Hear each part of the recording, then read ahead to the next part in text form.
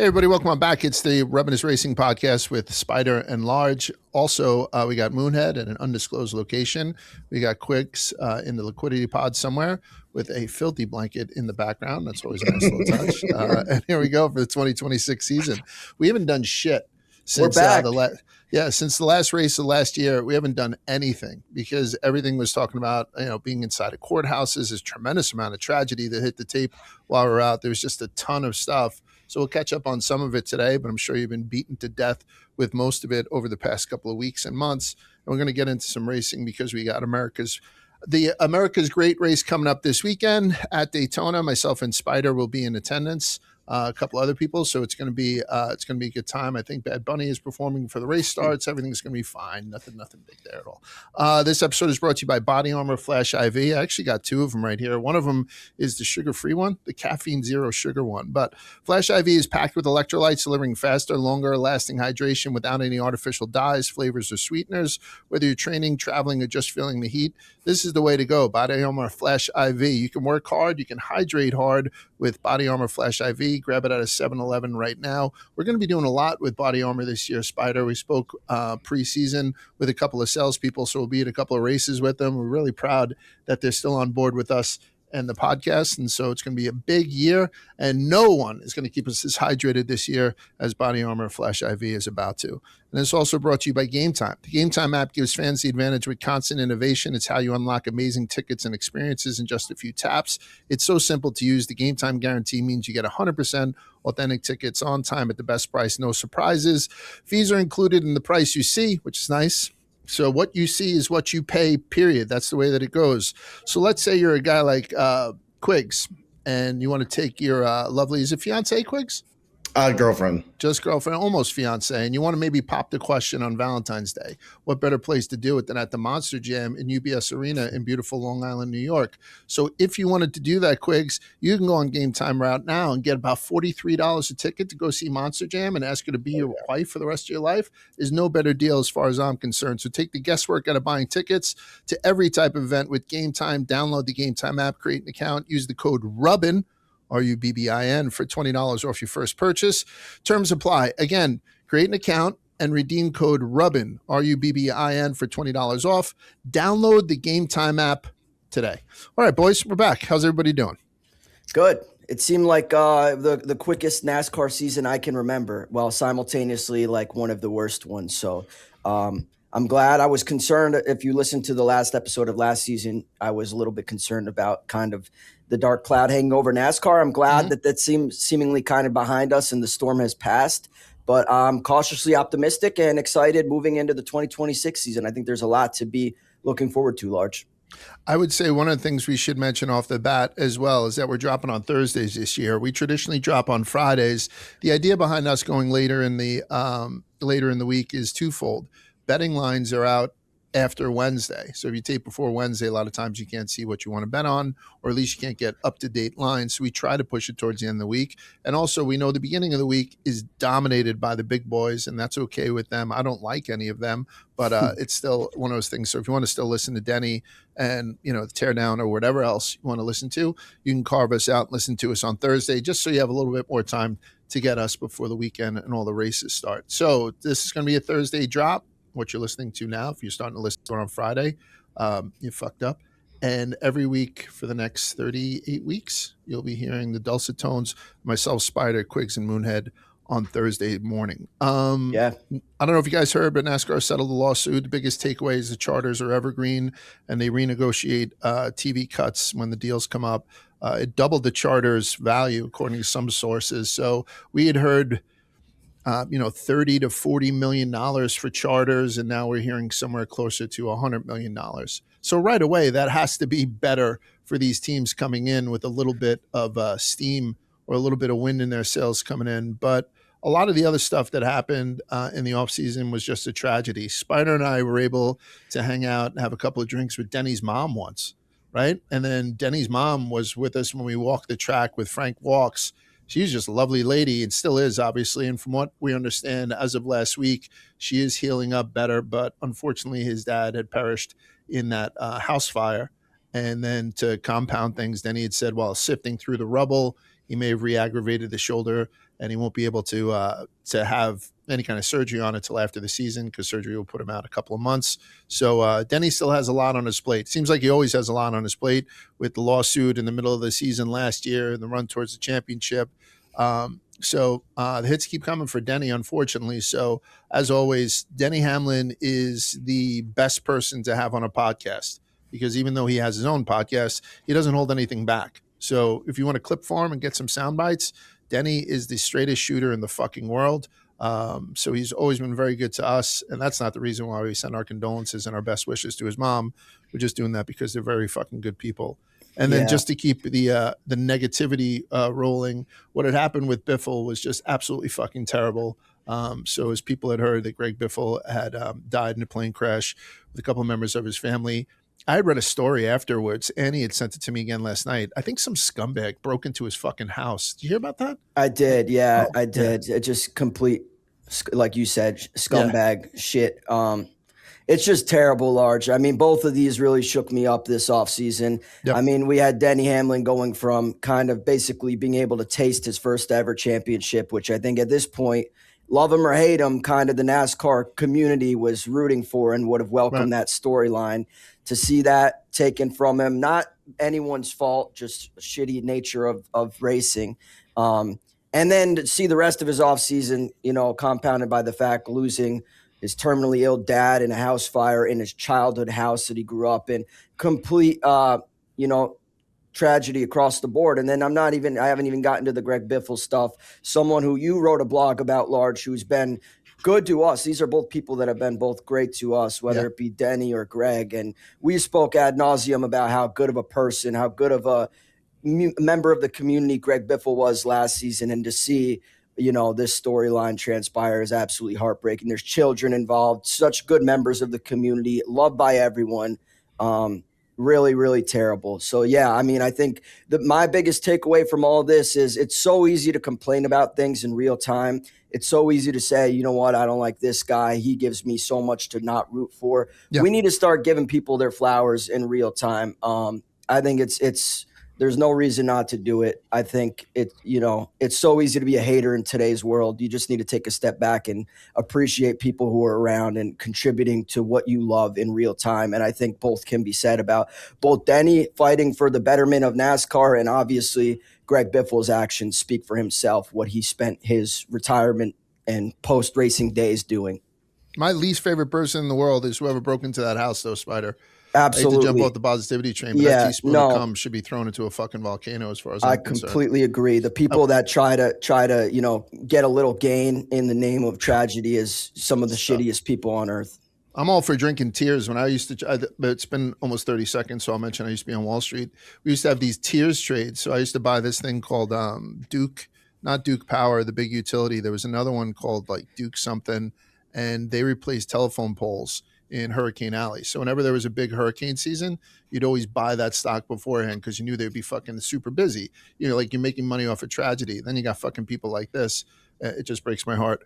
I only have one die cast that I put up in the studio every year. And so I had ordered a new one. And this year we're going to do a Biffle die cast. And it's sweet. It's a 16. So I got the Biffle diecast, which we'll put up. And so the only other diecast I had was Mambas. So I'm going to toss Mambas. By the way, I was the only person that ever fucking bought a Mamba diecast. Like when I was buying it online, they were like, "Are you sure? Like, are you sure? No one's ever fucking done it." Just shitting on Mamba because I feel like I can. So Biff goes up there for the season. On a lighter note, you know who came over to the fucking dark side?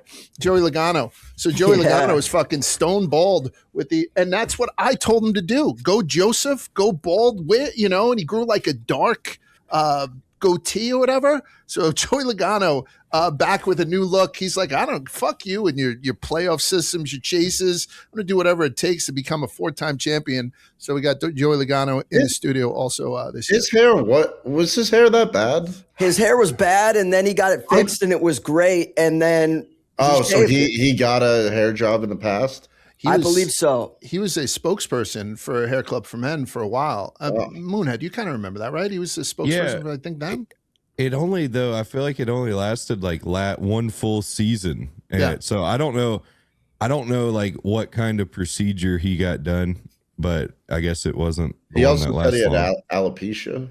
Yeah. I know people with alopecia and it comes out in sort of like patches. So if he did have Yeah. it done, but it's continuing to come out in patches instead of just constantly going back to the well or going back to Turkey to get these things fixed, he was like, screw it. Look how successful and sexually active Large is. I'm just going to go down that route. So you're welcome, Joey. And I wish you best of luck this season. Well, and let me just ask you about Denny Hamlin then. Going in, I'm going to ask you three guys. So Denny went through his fair share of headlines and distractions last year, made it to the finish line, as Spider was saying, and people were legitimately upset when he didn't close out and win his first championship. So we're going into this year. He's 45 years old, right? There's an inflection point. I talk about inflection point in boxers is 37. If you look at most middleweight boxers, not heavyweights or not the very light guys, which is kind of in the middle, 37 is the inflection point. 45 seems very old for the, how this is. And Denny, as far as I'm concerned, Denny's a very good athlete, extremely competitive, just a workhorse and all that stuff. So now he's older. He has all this shit on his plate and plus the shoulder. Are you guys expecting the success to continue that he had last year going into this year? Is that just a broad question? I'm starting off the podcast asking, what do you think about Denny Hamlin in 2026 underneath this chase format with everything else going on in him? I guess I'll start. I don't believe that Denny would be returning and racing again unless he truly felt that he could replicate the season that he's had in years past, maybe as recently as last year. Like you said, Large, I still think he's very capable driver. He's still very athletic. And, you say he's 45 years old. To me, I look at him and I don't think, oh, this dude's old. I look at him and I think, damn, that's a three-time Daytona 500 champion. That's a guy who's knocking on the door of winning championships. I think this offseason, as I kind of forgot to neglected to say previously in my former rant, was that this offseason has given Denny Hamlin every opportunity, every excuse where he could have rode off in the sunset. He could have retired. And I really don't think NASCAR or even the people that hate Denny Hamlin would have given him overly a hard time given that decision. So to me, with his ability and his willingness to come and, continue to race when he easily could have walked away, I think is telling me that he still believes he could be competitive and is still the Denny Hamlin that I love. So I'm expecting a big season from him this year. I'll start out hating again this year. Go. I think for Denny, success is winning a championship at this point. Like and I don't see how this year he has a better year than last year. I think just with everything going on, getting older, I don't think he falls off the face of a cliff or whatever, but I don't see how he improves from last year. And so, I don't know if he'll be getting it done this year. I mean, I think that's a fair point from Quigs. You look at a guy like Kyle Busch, who we're 2 or 3 years removed from the RCR move now, and we were expecting him to be competitive and have success like we saw early on in that transitional move there.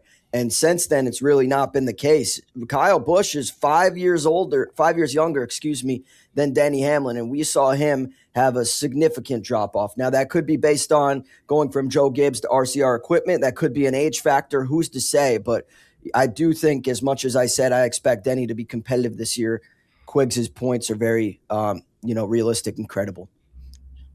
I'm kind of somewhere in between because obviously, you start getting into the age conversation and Denny is getting on up there, but Denny kind of strikes me as just the guy in NASCAR who might be the exception to that rule here lately. Like I could really see Denny winning races into his early 50s if he wants to. Mm-hmm. That said, I think that this year he will have another solid year. I'm with Quigs. I don't know what he could really do better than last year in the current landscape. I think that even going into a chase format, luck is going to have to play a role. It always does to some extent in this. So I think he'll win races this year. I think Denny's going to be one of those guys the first year that he feels like he doesn't have it, he's going to hang it up and be done with it. So I don't think that he would come into this season if he didn't feel like he had a shot to at least compete for wins and a championship at the end of the year. I will tell you right now, out of most of the athletes I've dealt with, NASCAR and beyond, like Denny had a kid last year too. Just Yeah. happened to have a fucking kid last year. Like, you know what I mean? Like he deals with distractions better than almost any athlete that I've ever had the pleasure of covering. So yeah, maybe he can. But I'm wondering now, like guys who jumped off the NASCAR bandwagon 10, 15 years ago and, you know, are coming back now because it's a chase. There's a chase, and Kyle Busch, Brad Kay are probably not going to make the playoffs. Like, you know what I mean? Like it's such a thing to say for older drivers like those two guys, and they're in different situations with their cars and their teams as well. But I don't know. It's just sort of sobering, I guess. So we're switching back to the chase, a back to basics revamp of the playoff, eliminating that win and you're in, focusing on regular season consistency. So for people who are about to start this season, aren't too sure what the fuck is going on, after the 26 races, the points are reset for the top 16 drivers, with the leaders starting at 2,100 points, second with 2,075 points, and then 5-point intervals continuing down for a 10-race chase for a championship. So we have the chase. We have an engine boost, kind of. Cars will increase their horsepower from 670 to 750 on all ovals under 1.5 miles and on all road courses. So even though this won't affect super speedway racing, it will affect 17 tracks on the schedule. The aim here is for better short track racing. And then the schedule shifts. Homestead's going to host the championship finale on November 8th. This is the biggest shift in my opinion, right? Because people fucking hated Phoenix. There's no more Roval. Hooray. The 2.3 hybrid course at Charlotte has been scrapped for their 1.5 mile oval twice a year. Chicagoland Speedway returns July 5th for the first time since 2019. North Wilkesboro will host its first points paying race on July 19th. It's the first time since 1996. San Diego, we're all extremely excited about replacing Chicago. That's going to be on June 21st. And then Dover Motor Speedway takes on the All-Star race on May 17th. So we got a bunch of schedule shifts. The bottom line is we have less road courses, which I think everybody who's a NASCAR fan who doesn't have the last name Van Gisbergen is very happy about. And I don't know, out of all these moves, are we only seeing positives with these moves? I'm going to ask you, Moonhead, as more of a traditionalist. I'm talking about all the shit that NASCAR has done. You know what? I'll save it.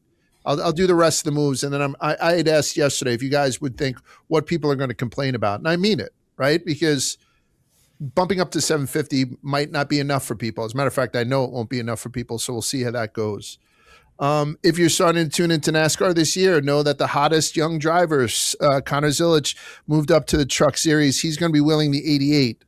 He's the only new full-time driver in 2026, so he's already Rookie of the Year. And Randall Burnett, who has 6 Cup victories, 3 of them come with Kyle Busch in 2022, is leaving the 8 for the 88 team this season. And Kyle Busch's team picks up Justin Allgaier's crew chief, Jim Pullman, as a replacement for Randall. We spoke about him last season. SVG will change to the number 97 from the 88, meaning there will be no 99 this season because our guy Daniel Suarez moves to Spire Motorsports, and he'll be driving the 7 that Justin Haley had driven in 25 before parting ways. Justin Haley is now going down to the Truck Series as part of Colleague's Ram team. He'll be driving the number 16 Ram 1500 for Colleague Racing down in the Truck Series. And that's also a huge headline that hit over the break, that Dodge Ram is in the Truck Series. We knew about it at the end of the season, but obviously a lot of stuff that Colleague is doing and people putting S's in those Ram seats has been very interesting to watch. A couple of manufacturing shifts. Haas factory team and Rick Ware both switched from Ford to Chevy. New scoring rules. They're going to make wins really count. 55 points are being awarded for wins, up from 40, and a new rule bans drivers from using their hands to manipulate airflow during qualifying runs at drafting tracks, which hurts Joey Logano right here because he likes to cheat with those fucking fake gloves. And after 11 seasons, Xfinity is being replaced by the O'Reilly Auto Parts Series. So we're going to have to get used to talking about O'Reilly Auto Parts Series, which doesn't exactly roll off the tongue. And that's it. I mean, Corey Haim is going to get 12 Cup races in 26 for 23.11, which I'm extremely happy about. Coverage is going to be just about the same. Fox Sports has the first 14 races, including Daytona 500 this weekend. Amazon has 5 exclusive midseason races.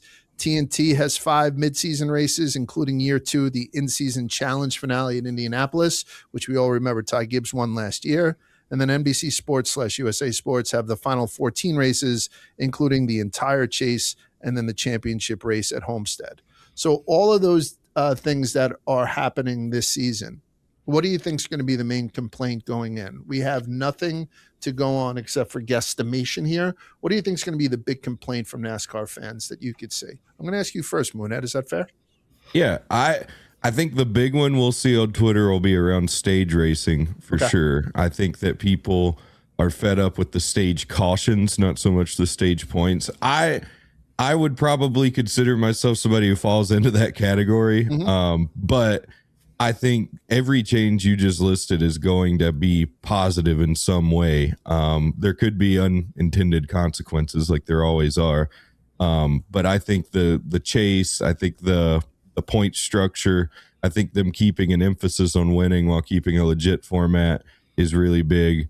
And then, yeah, I'm excited about things like Zillish coming up. I think it's cool seeing SVG in the 97. I think, that opening the door for Roush to run the 99 at Daytona was even cool. So I'm really excited for this year. I think that they're making the right changes. And yeah, it's easy when things don't go as planned for us as fans to complain and bitch about it. But I will say this is the first time in a long time I, as a fan, have felt like NASCAR is actually listening and giving a shit about what we want. And so even if it doesn't go great, I can still respect and appreciate that they are trying to make those changes and resonate with the core fan base again. So I think NASCAR fans are going to be NASCAR fans. They're going to bitch about stage points. The horsepower change isn't going to be enough. And yeah, you'll have your people who are saying they want the full season points. But overall, I think for at least the first portion of this one, all of the changes are going to be mostly welcomed by the majority of fans. I think there's a buzz about this season with everything. Obviously, Michael Jordan, and the headlines were all not NASCAR settles. Michael Jordan wins against NASCAR. You know what I mean? So that caused so much buzz. Seeing all and I appreciate you correcting me, Moonhead. So they're running the 99. RFK is running it in Daytona. I think Corey LaJoy is going to be jumping in that seat. Yeah, so then you will see it, but just not with our guy Daniel. And I think you're going to still have people bitching about the booth at Fox, right? Because they're bringing back Mike Joy, Clint Boyer, and maybe Harvick. So there's going to be other stuff. What do you think, Spider? What do you think is going to be the big the thing that sticks out this year when people need something to complain about? Yeah, I hate to provide kind of the same piggyback opinion that Moonhead did, but I think he hit some really good points.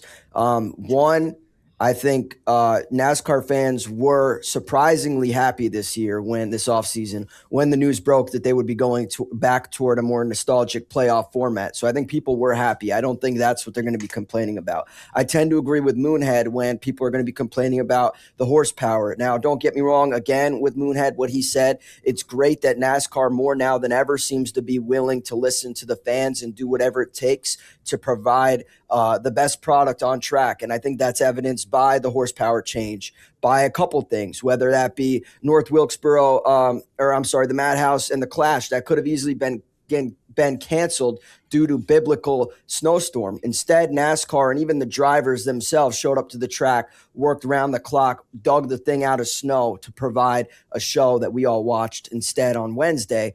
But we still got the show. My point is NASCAR continues to work for the fans, and I think we can't discount that as fans. They're giving us more and more of what we want, and they're listening. As Moonhead said, that's a massive W. Sure, are there things that could still be better?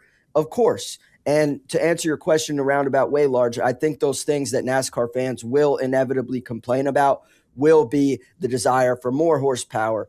And as Moonhead said, the stage changes. Immediately when the switch back to the chase was announced, one thing I saw in response was people that were simultaneously happy, but they also wanted to know if the stage point format was changing or if there were any modifications to that. That's why I tend to agree with Moonhead that and the horsepower are going to be the two next things that NASCAR fans have in their crosshairs. I can be honest. I actually understand the chase. When it came to the playoffs, when they were like resetting points I just took for granted that the math was right. I wasn't able to work it out in my head. I'm not a stupid person. I'm not a bright man. It's not like fucking Forrest Gump, but like this one, I mean, it's going to be a little bit easier to follow. And everybody here is doing a little bit of glazing or thanking NASCAR for making some changes, but they are kind of cock teasing us a little bit, like, bumping it up to 750 and bump it up to 900, bring back more of the Gen 6, all this stuff that people want, get rid of stages. But I guess a little bit at a time is what we're going to get, which is better than nothing. I think, Large, at this point, I mean, they put out the next gen car, right? And they believe that was going to be the excitement factor that they had designed. And ultimately, I think the fans have proven to them that might not be the case, or not to the extent that they had originally drawn up. So now you see NASCAR. And again, I think it's easy to complain. NASCAR fans, stop bitching this year. That's my resolution for you guys into 2026. Give NASCAR their flowers. They're trying new shit, whether it be different tire compounds at unique tracks. We are currently with this next-gen car. It's here to stay for at least a couple of years, and, our hands are tied. So for NASCAR to do what they can within reason to give us a better product, I think you have to be happy about and give them credit for. So, yeah, that's where I stand. And I agree with you, Large. It probably should be more, but slow and steady changes until we can get to a point where every single race is entertaining, like some of the banger races we see, is kind of where I'm trying to get. What's your feeling going into this year, Quigs? How do you feel about the chase and all that stuff? I feel good. My opinion is kind of in the same line of the other guys, where I think the complaints are going to come from the things that were the fixes, which is just kind of how NASCAR operates. It's like everyone's going to complain about horsepower this year, even though this is the year that they bumped up the horsepower. Yep. I just have, this is almost, I guess, more a prediction, but my complaint, I think, could lie with the chase and a potential somebody dominating the chase to where the last race of the year is already clinched and they're having a championship at Homestead that's nothing more than just an exhibition to finish the laps out so they can hand the trophy to the guy that they know wins it, and then people will complain and it might set back the system that really is probably the way we should be going, and it's just kind of like a fluke year. But I think something like that could happen where there's a lot of complaints that lie with that. Spider? Yeah, before we move on quick, I tried to fulfill my offseason by watching alternative sports, whether it was college football, NFL, college basketball, you name it. And I think, motorsports, particularly NASCAR, have been given a bad rep this championship season, whether it be even other disciplines of racing. I saw a lot of, motor fans annoyed by the results of some of these championship formats.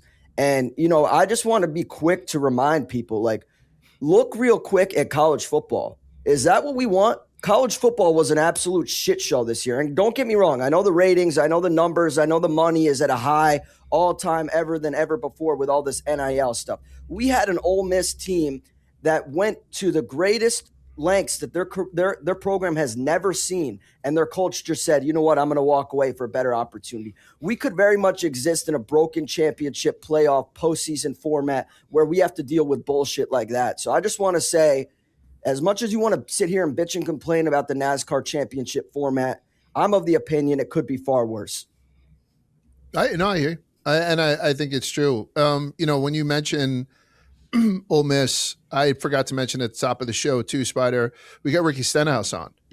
This couple of weeks old, we sat on it, but Ricky was in town for no reason really, just cruising around New York. He did some press. I think I saw him do like Good Morning America and stuff. So he stopped by and chatted with us about he was chatting with us the day before they announced the chase. It was coming out. So we'll talk about that. And we'll talk about a bunch of stuff with Ricky in a couple of seconds. But one of the things that I do like about this chase is that, for those upset winners, wins are still mean a lot in NASCAR, including points wise this year in particular. But I just can't help but remember Harrison Burton, winning at Daytona, and his whole family was basically on the call or in the pit box, right? The kid, he won, got out of the car, and right away, this fucking kid does not deserve to be in the playoffs. Like, he got shit on right away. In the fucking victory lane, people were saying this is bullshit that this kid is going in, instead of celebrating that he won at one of the most historic tracks in the history of racing. So I think putting the onus back on racing, and if we get into a situation like Quigs says, where the last 2 races don't mean anything, and Kyle Larson has it wrapped up 2 weeks before, Tyler Reddick is still going to go out there and win in fucking Homestead and get a nice win and go fucking banana. I am very, very bulled up on this. I wasn't bulled up about the idea about the chase before the season ended, but I'm getting more and more positive about it as we start to go into the season. You had sent out that thing the other day, Spider, on who will get their first Cup win. You sent out a small graphic with all these young studs and beyond, wondering who will get their first win. I think everybody has got to have some sort of an opinion on that. Last year when we were talking about this, we were all pretty convinced that Ty was going to get his first win last season. I think we specifically had said that Ty was going to get one before Carson Hocevar, and then it kind of shifted mid-season with our feelings about Hocevar. So now looking at that crew that you sent over, Spider, Quigs, and Moonhead, who do you guys think is going to pick up their first win of their career in the Cup Series? Real quick, just for those not looking at the graphic, the current winless drivers in the Cup Series, there's quite a few of them. Cody Ware, Zane Smith, Ty Gibbs, John Hunter, Connor Zilish, Noah Gregson, Ryan Preece, Todd Gilliland, Carson Hocevar, Ty Dillon, and Riley Herbst. So I wanted to know from you guys, maybe we can rank the top 3 of those group that we think will win in which order. To me, I'm happy to start. Cool. I think there's a couple guys this year that I'm looking at for win number 1. Particularly, I think Connor Zilish gets his first win with the opportunities in the road courses and the attention that Trackhouse has paid. And it seems like they built a team around just being almost a road course ringer style team. So between SVG and Connor Zilish, I expect Zilish to get a win. I'm putting him in. If not, he'd probably be my first pick off the board. My second pick off the board, I'm going Ty Gibbs. I know, again, it's easy to be a hater after the season we saw last year. The reality of the fact is he's a young kid and great equipment, and he's been competitive before. I know he's left us underwhelmed more times than, overwhelmed last season, but I expect Ty Gibbs to right the ship and get back in line now. The third pick I have for this is easy. And it's a guy that I rooted for last year. It's a guy that I root for this year. Shout out Chili's. I'm going with Carson Hocevar. Between Ty Gibbs, Connor Zilish, Carson Hocevar, I would go as far as to predict I expect all 3 of those guys to win this year. I don't know if that's a hot take. I'm going to hang up and listen. I want to hear your guys' opinions. I think it's a very hot take. I'm not going to pick apart your picks except for the Zilish one, just because he happens to be in a season where we're only going to have, I think, 4 road courses this season. And, he looks across the morning meeting table at the greatest road course racer that has ever lived, depending on who our Lord and Savior SVG, who also has, that San Diego road course with Sonoma the following week. Like SVG could have a West Coast trip and knock out half of the fucking road courses in the time of 2 weeks. But he might be sitting at that table looking across at Zilish being this might be the best road course. What I mean? But Large, you should be rooting for Zilish. You're, as an SVG hater, who's to say that Zilish doesn't come in and just dust him and SVG's best days are behind him? Spider, SVG hater, that's the old me. That's Joey Logano with fucking hair. I do hear what you're saying, but I also, and even we'll hear in the Ricky thing, the jump from consistently being in a O'Reilly's Auto Part car to a Cup car is very daunting. So I think that if Connor Zilish can finish in the top 20 this year, it will be a huge success. So are you expecting a win from him, Large? Yes or no? I don't have him 0 wins. See, I disagree for the fact that we've seen him last year come up to the Cup Series and be competitive with the big dogs. Granted, I agree with you in the sense where on the ovals, I expect him to have a little bit of a learning curve, but I think he's going to figure it out easier and quicker than a lot of these guys who's a lot of the other names in the conversation. There's a reason he's the number 1 prospect. There's a reason he's generational. There's a reason why he's compared to the Cooper Flag, the LeBron James of NASCAR, Large. I mean, I hope I'm wrong, but you see him as a playoff driver? Yeah, I do. Okay. I do. I All think right. Connor Zilisch wins at least one road course race this year. And if I'm a bookmaker, shout out DraftKings Sportsbook, I would personally set the line at 1.5 wins for Connor Zilisch this year. So one win and a playoff berth in his rookie season for Connor Zilisch. And you know what? I will guarantee. I'm going to make a guarantee here. I don't like doing this. I guaranteed fucking Blaney, and he almost killed me. I'm going to guarantee Connor Zilisch Rookie of the Year. Oh, thanks. I appreciate that, Spider. I almost stepped on your dick there for a second. Yeah. Who do you guys see out of that thing? So I think that's the bullish stance with Spider. I think we're going to have maybe Gibbs's name and Hocevar's name thrown around for the rest of us. But who do you guys see then as your top three possibly getting a win this year? I'll go. I mean, I got Zilisch up there. I think I was almost going to say, which I guess would have been a bold statement because maybe not everyone agrees, but I almost was going to say we should take him off the board for this because everybody would have him. But we'll put him number one. I don't have him. I definitely don't. Yeah, I mean, and that's not a dig on Connor. You know, I'm a big fan. He's got to work on his celebrations. I might be the opposite where I'm drinking the Kool-Aid a little bit, and we'll wait till we get to predictions. I got a prediction you're gonna hate if you don't think he's gonna get a win. I got Hocevar too, and almost number one. He came close to winning some races last year. He's a aggressive driver that will put himself in spots to win races, and if best case scenario is he's figured out how to kind of channel that aggression and be just an overall better driver that can use it in the right spots, not piss everybody around him off. And he might take a big leap this year. And then my third, I'm going to go with Noah Gragson. He's been around a while. He knows what he's doing. He could sneak one in this year. All right. I mean, I don't agree with them. You know what I mean? I don't know. I don't agree with the Gragson one. I think that I love Noah, but Gragson had a tough year last year. I mean, that's the one I'd be concerned about. Yeah. So for once, I'm going to agree with Large. I don't think that Zilisch, and this is not a knock on Connor. I still think everything Spider said about him being generational and all that's true. It's so hard to win in Cup. We see a lot of people who are promising come up from Xfinity or O'Reilly. That actually, by the way, not to go down the rabbit hole, if I'm gonna bitch as a fan, I think the name of the O'Reilly series, I appreciate them sponsoring the series, but we've got to figure out something that rolls off the tongue or something. I agree wholeheartedly. It's really hard to even mention it. I think making that jump is so tough, and yes, there are road courses. And if this was 2010 or 2015, I'd say, yeah, Zilisch gets a win easy. But having to go through SVG in his third year of doing this is going to be really tough, and having less chances is going to make it even tougher. So I'm not going to include him in my three winners. I'm going to go Gibbs. I think that the writing's on the wall. He's getting better.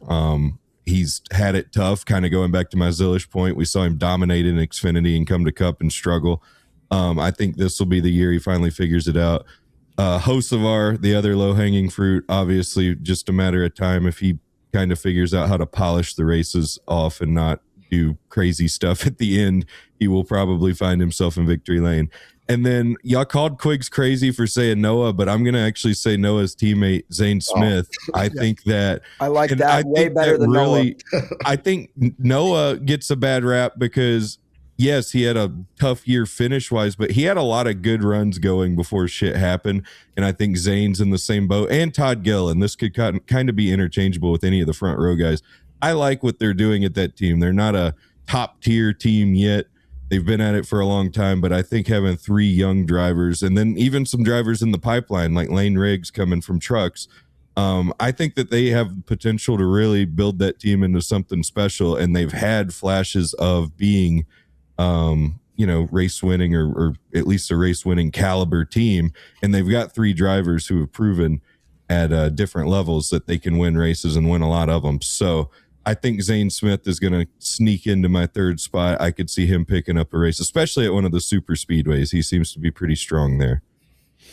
Yeah, I don't have a problem with those. I think I like Gilliland as one of the three too. To be honest with you, I didn't have Connor on my list of the top three. So the rest is kind of chalky with the rest of us saying Hocevar and Gibbs, but I'd go Hocevar, Gibbs, and Gilliland, and I feel more comfortable saying that about Todd than I do right now. And maybe with the road courses, with the increased horsepower, everyone will have a little bit of a different experience.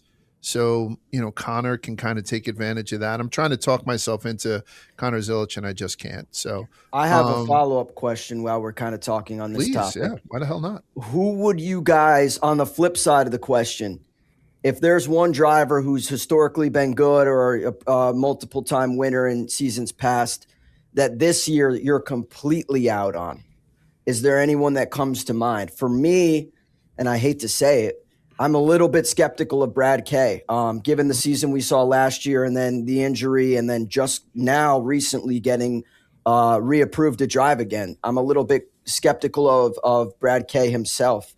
Not to say RFK, because obviously I've been encouraged by what I saw from Priest at the Clash and Busher recently. So Brad Kay would be the guy I'm concerned about. For you guys, is there a driver that's historically been good that you might be a little bit cautious of into 2026?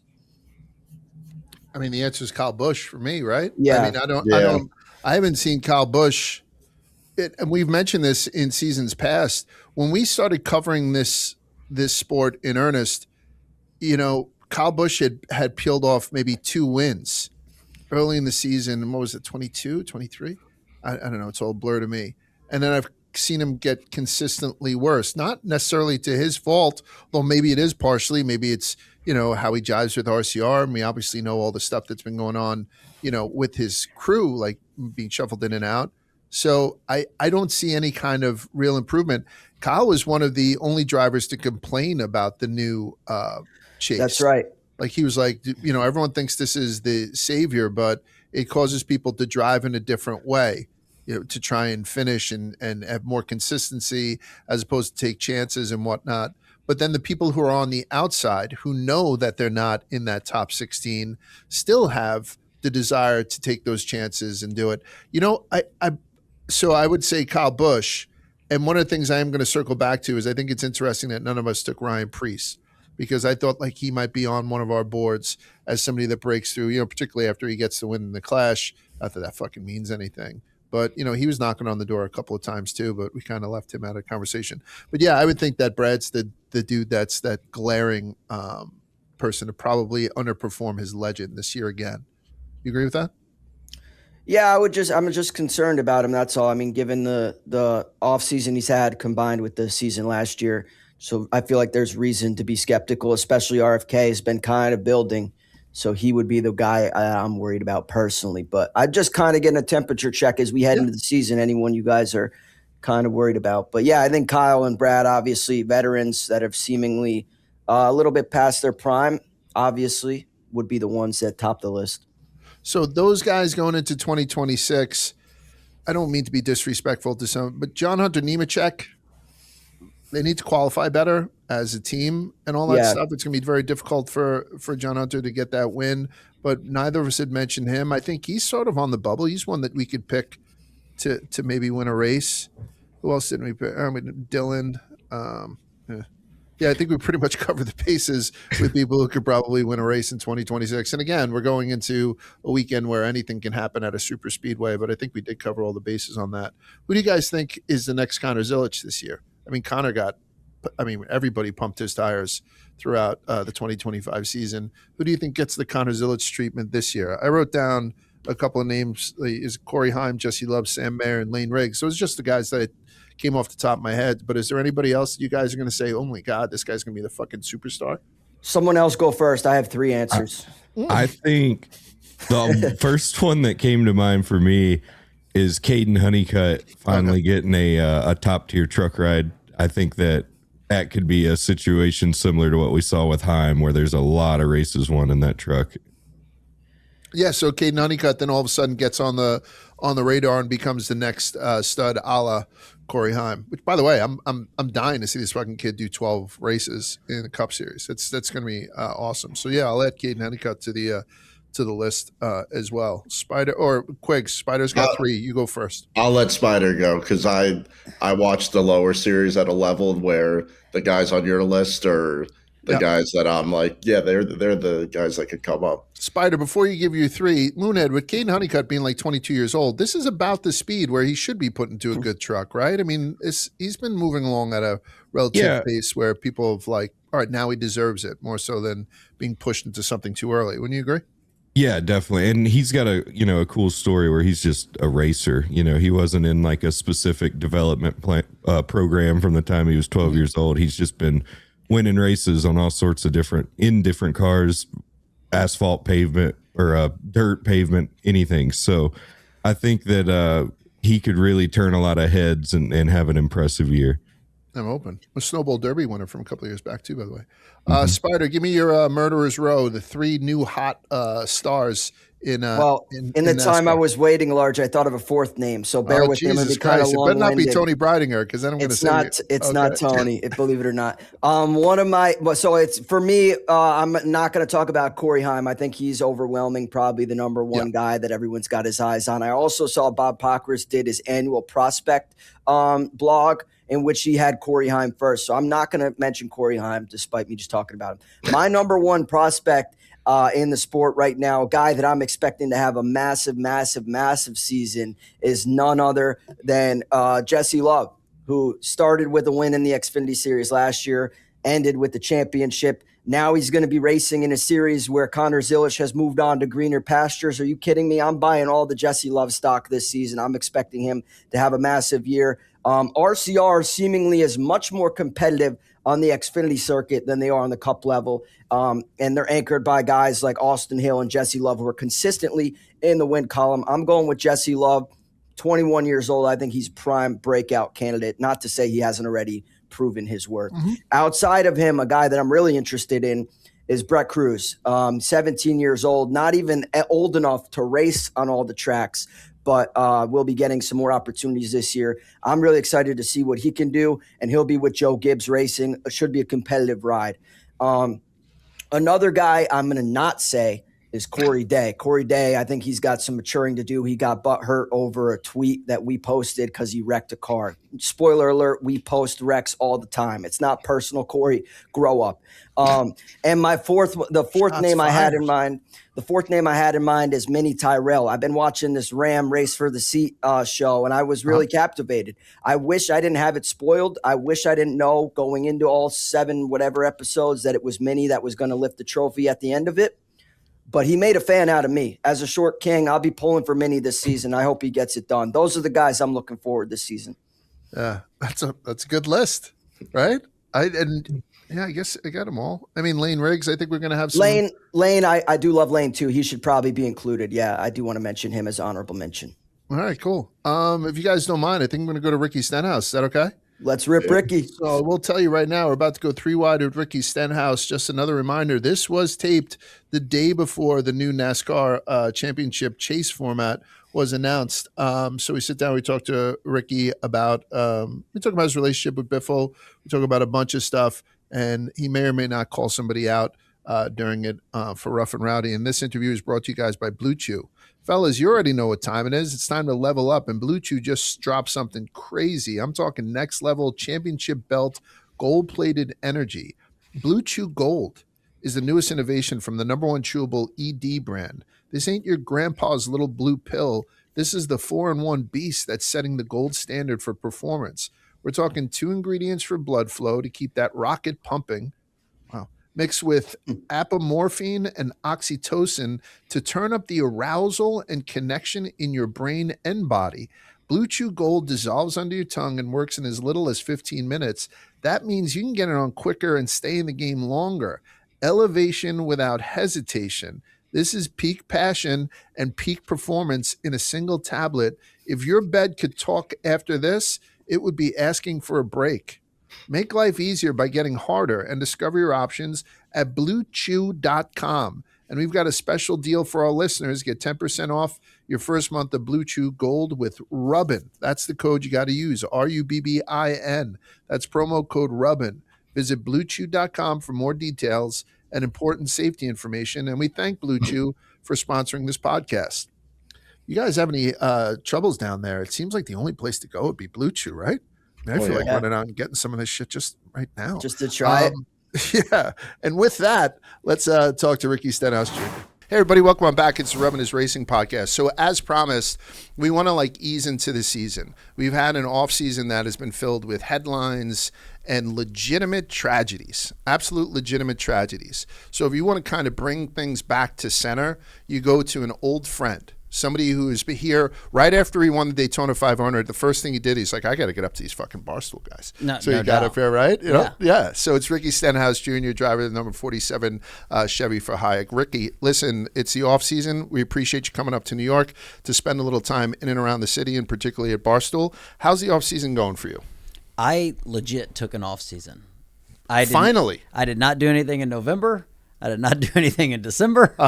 And it's January, and I was like, all right, it's time to get back. And I feel like it's kind of rejuvenated me. I'm ready to go now. I'm ready to get in the car. You had scolded me privately when I'd said that the season was too long and all that stuff, because you are a racer. You're a type of guy who I think would race every day if you could. But now that you're a dad, right? Do you see that kind of changing? And listen, different drivers, have different feelings about this. The first time I sat down with Byron was the first season that we covered NASCAR, and he's like, Large, wait till you see towards the end of the season. It's fucking long. You know what I mean? The whole deal. So I think drivers, He didn't grow up dirt racing. Yeah, exactly. So I think that might be the difference. He had a lot of sim work. So how do you feel about maybe having a little bit of a shortened season at some point? How do you feel about the length of it? Because I'm always complaining about it. Yeah, it depends. I mean, somebody like Larson, if you shorten the season, he's just going to race more dirt racing, which you can race, multiple times a weekend.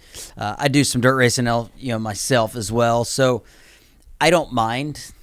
I like racing, so I don't think it's too long. Now the crew guys who are working on the cars and,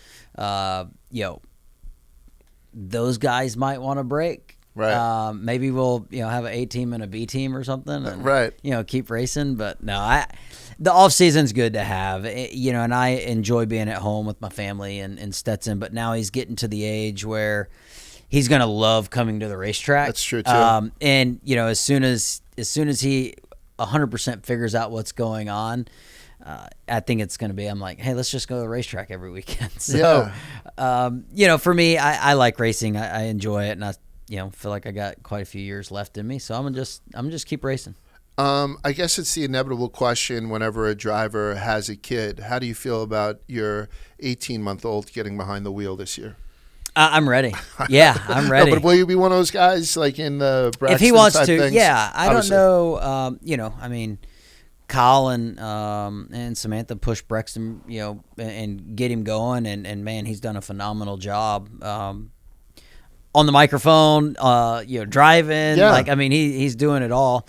And then, Larson kind of went the opposite way. Just like, hey, Owen, let me know when you want to race, right? And just kind of let it naturally happen. And I think they're both doing a phenomenal job at racing and what they're doing at their age. So, I don't know exactly how I'm going to, what path I'm going to take, but I definitely want him at least to be able to get behind the wheel, see what he wants to do, see if he likes it. But I'm also a big sports guy. So I grew up playing football, basketball, baseball, golf, and, I would like him to do all of that as well to a point. My dad finally told me to pick in my freshman year. Okay. Kind of, hey, what are you going to do? And I picked racing, obviously. I'm not going to go be on the Ole Miss football team or anything.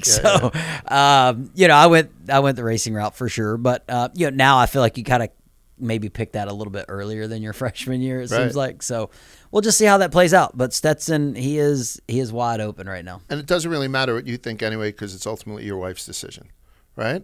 And at the end of the day, she's like, I don't want to put my baby in a car and go 190 miles an hour up against the but wall. she grew up in, her dad dirt raced. Right.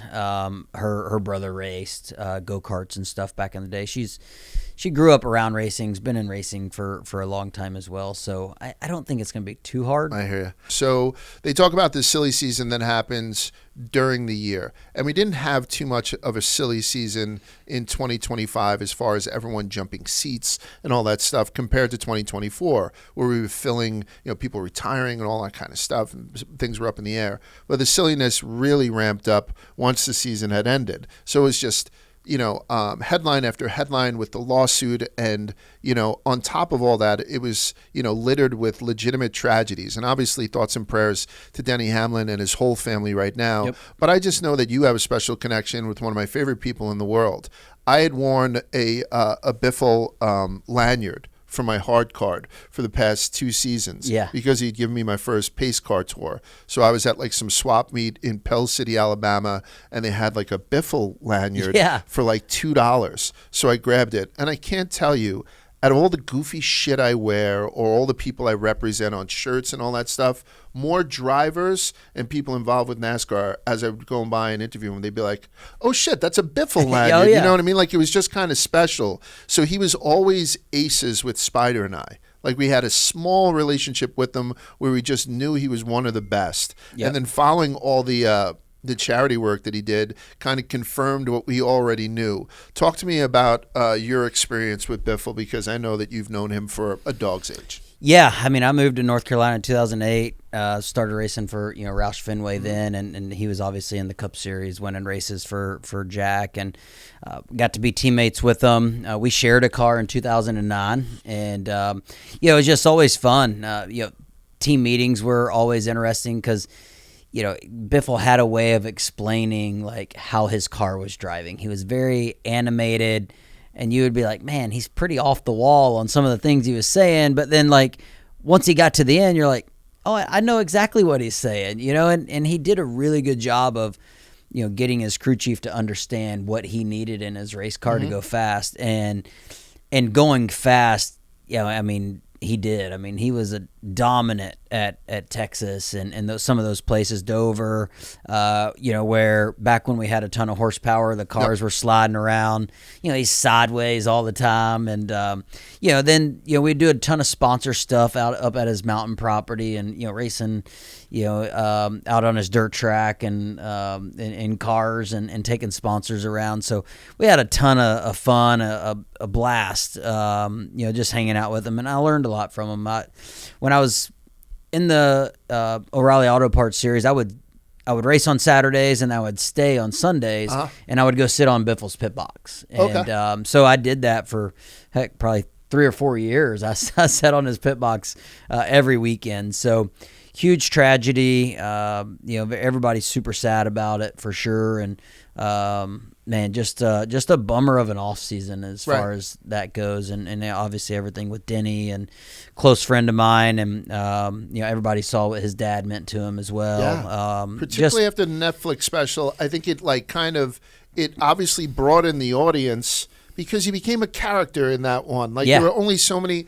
And Denny let everyone in for that Netflix special where he's pretending to make pancakes for his kids. He's full of shit. He never made pancakes before. That was fucking terrible. But we really got to meet, and I was able to meet his mom a couple of times. Yeah. And also like a very special lady. A lot of fun and just great people. So it made it more bittersweet, I think, for my 30,000 feet. I'm sure for you, being somebody who's a close friend with him, it's another fucking tragedy in the offseason. Yeah, it is. I mean, obviously Mary Lou comes to every race with Denny, flies on the plane. And she did a Frank's Walks with Denny. Oh, when really? We brought Frank down to walk the track in Martinsville. Yeah. His mom walked it with us. Which she's is always awesome. there, and she's always a lot of fun to be around. And I mean, you don't see Denny going to the race without her. And so, hopefully she can recover back to 100%. I know that, road's still long, and,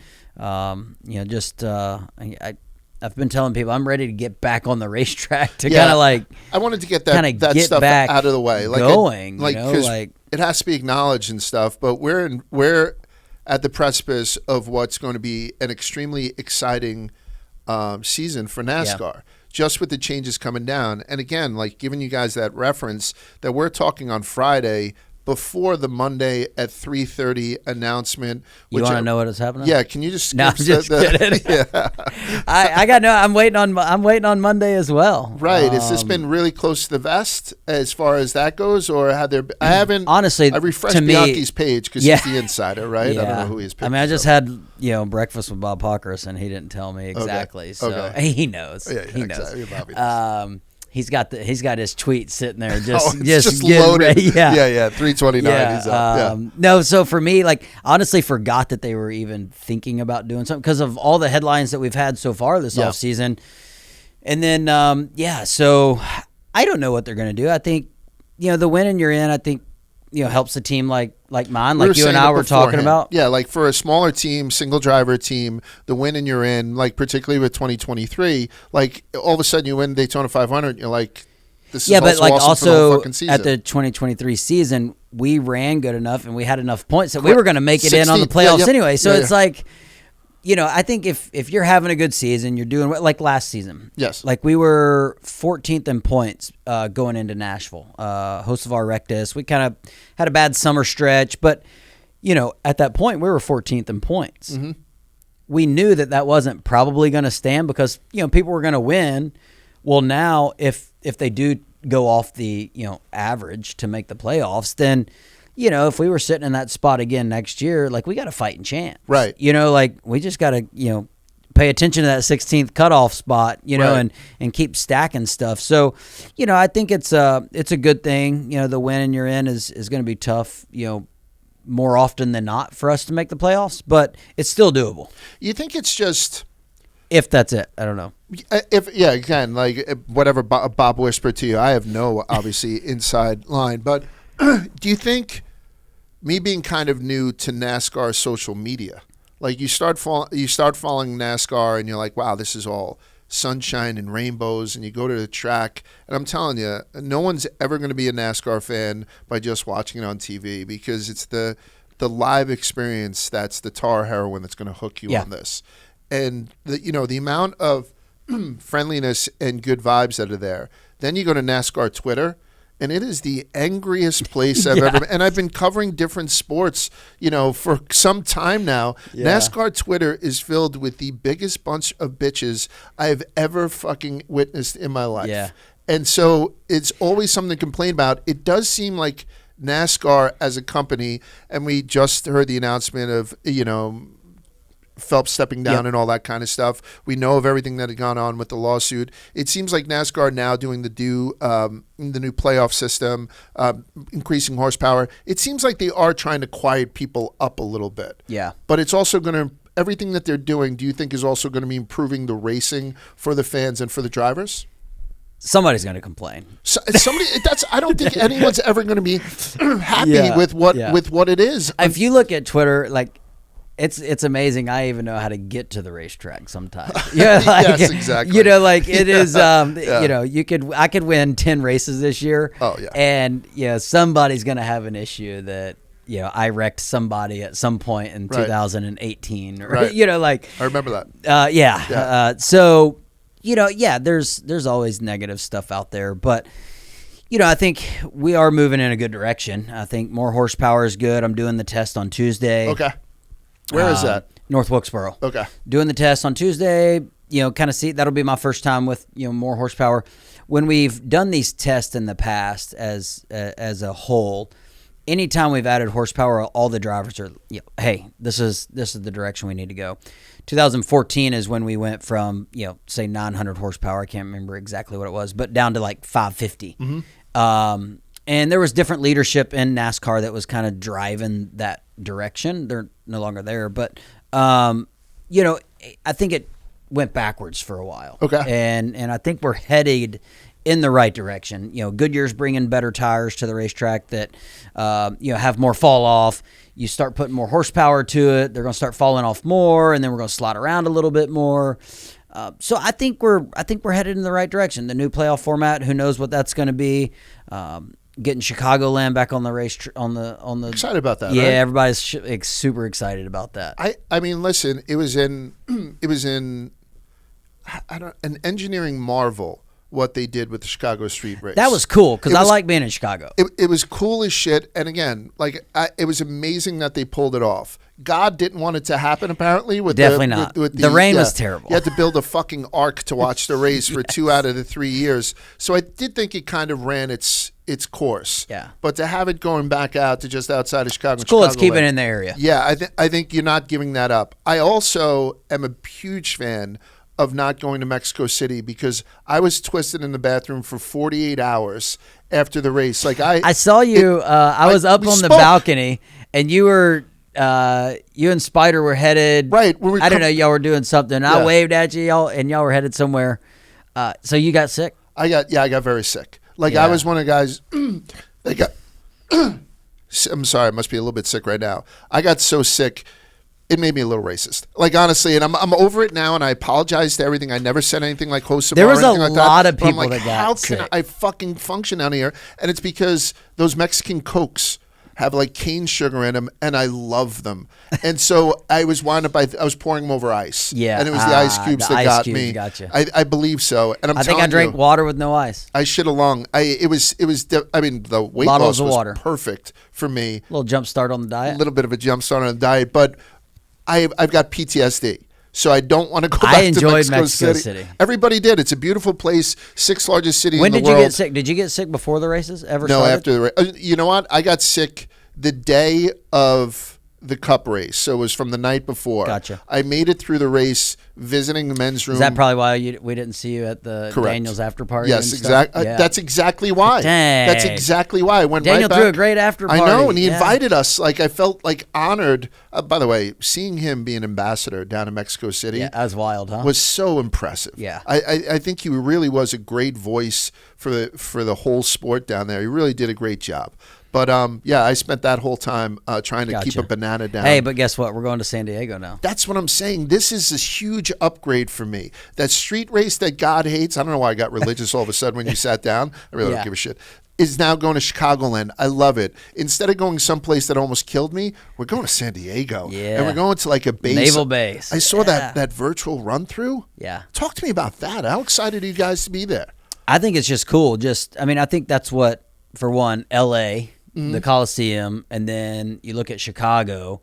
That just showed NASCAR that, hey, we can take this on the road if we need to, right? Yeah. So, I don't want all our races like that, but I think it's cool to be able to do this. Go to San Diego. I don't know how long we'll be in San Diego, or at least on the naval base. But if you wanted to do it in the streets of San Diego, you could do it. Right. So it's super cool. Thought process. I think anytime you can get on a naval base and race, I mean, it's gonna be awesome. By like aircraft carriers. Yeah. I mean, it looks. I've been just trying to get our guys to paint our car American flag and 47 and just roll with it. Oh, that would be so fucking great. Yeah. Big Hulk Hogan on the side or something like Yeah, that. Whatever the hell RIP. it is. Yeah, lost him. Exactly. Yeah. I'm one of those guys. I just don't feel comfortable having Shane Van Gisbergen being that close to military secrets because I do think he's a plant. And this is a personal thing. I was hoping that you'd be more into it. Doesn't seem like you are. But I don't like the guy. I think he's bad for NASCAR. I think he's bad for the human. He's awesome. I get it. Y'all got the same hairdo. Yeah, you're damn right. He's And so y'all much are the more- same height. I know, and he's just so much more. But so how you do- think he's a plant? Well, I got to do some thinking because he just moved around the corner from me. Did he really? Uh-huh. Yeah, I would tell you, watch your wife because that guy is charming as shit. Even his dog is handsome. His dog the is nice. Rhodesian isn't it? Ridgeback, Yeah. the whole deal. Yeah. And he kicks that ball into the crowd. Yeah. That's an awesome celebration. Can we get a Stenhouse celebration? Can we get something? I'll get you one after the 500 this year. Okay, good. Now, What do you want it to be? I don't know. I have to think about. Talladega, there's always been fence climbing, and By so the way, at Talladega, stop it. I fence climbed and I went over the top. You did the American fucking Gladiator or the Ninja Warrior. Yeah. You took because the fences, the catch fences, they come out. All of a sudden, Ricky gets to the point where he no longer has any kind of footholds. I was there when you won. Yeah. And so all of a sudden, you start climbing it like American Doing a Ninja couple Warrior, pull-ups. right? Yeah. I had a lot of energy after that. That's right. That could be your signature thing. I don't know, but I also want It's you to pretty- smash hey, a hen house it from is Ricky pretty Stenhouse. high up there. Yeah, it's terrifying. So like when I got up there at Daytona, and it started coming around. I looked back, because the banking is tall already. Yes. So the car looked tiny from up there. You regretted it. I was like, whew. I mean, heights don't bother me. But Okay. Yeah. But if you think of something, let me know. I'm trying to figure it out. I had this conversation with Briscoe too, like whether or not, because you can't like keep stuff around. Daniel's Pinata, the candy rots. Yeah. Like in between. Yeah. They don't refill it every time. Ugh. So I wanted Briscoe to bring a brisket, like, or something like that. Like something kind of kitschy like that. Briscoe So we'll and a figure it out. brisket. Let's talk about this season. So we have a guy like Connor Zilic coming in. We're going to see like some fresh faces and some, young faces. He's going to give in there. SVG a run for his money. You think so? I don't know. I don't know either. He's a good kid. I've hung out with him a lot. He's, he's a lot of fun. He's obviously really good. And, I think it'll be good. I mean, I was once that young kid coming in off of, great seasons in the Xfinity Series or O'Reilly Auto Parts Series that it is now. Yeah. By the way, the little electric shock gets you every time you say electric. Yeah, exactly. But yeah, talk to me about Connor. So as a guy who has been around, like we had said, to see all this young talent come in and some of it not really maybe come to fruition, is there something more special to him, or does he remind you of anybody else that has come up from the ranks this quickly and this successfully? I love the kid. Nothing bad to say about him. I would say he's really similar to Byron. I mean, Byron came up, I felt like he went through the progression pretty quick for,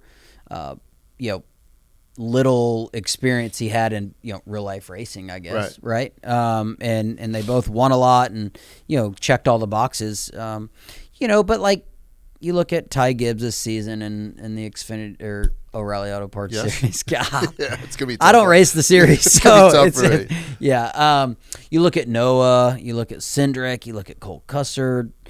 I mean, heck, you look at my season back in 2012. I mean, you come out of there with a ton of momentum, and then you get to the Cup Series, and you're like, dang, everybody's good. Yeah, exactly. I mean, and then your car, like you need your car to be up to the standard. I think.